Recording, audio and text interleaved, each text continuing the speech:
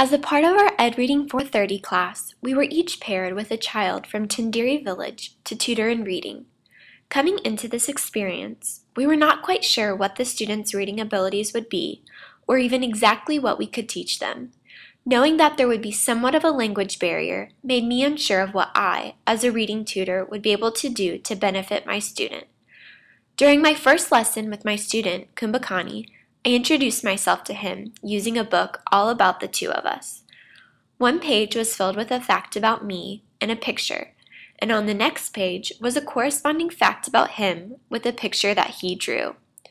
Throughout the lesson, I was asking Kumbhakani questions about himself in order to get to know him better, as well as to gauge his comprehension and reading abilities.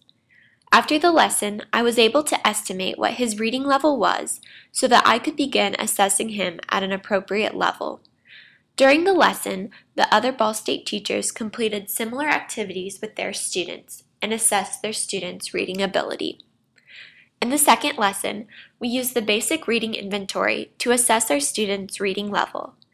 We assessed our students so that we were able to write appropriate and meaningful lessons for our students.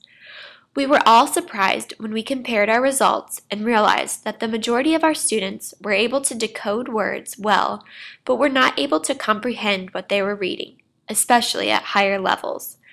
Many of the Ball State teachers found that their students were able to decode at a much higher level than they were able to comprehend at.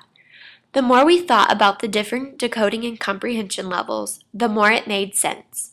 We realized that it is much easier for a teacher to teach a classroom full of 70 or more children how to decode than it is to teach comprehension. In America, as teachers, we are able to ask questions in order to assist our students to build comprehension skills, but it is much harder for teachers in Malawi to do the same in their large classes.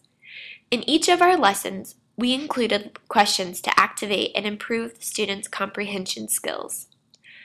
To me, the most rewarding part of the trip was the last day with my student.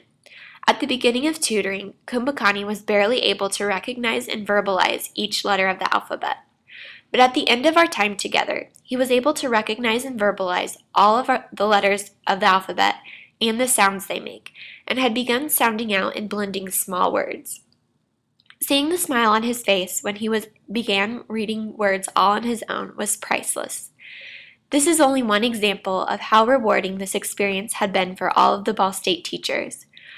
We all experienced success while working with our students, which has made such an impact on our future as teachers, by showing us that no matter the culture or language, we are able to make a positive difference in every student's life.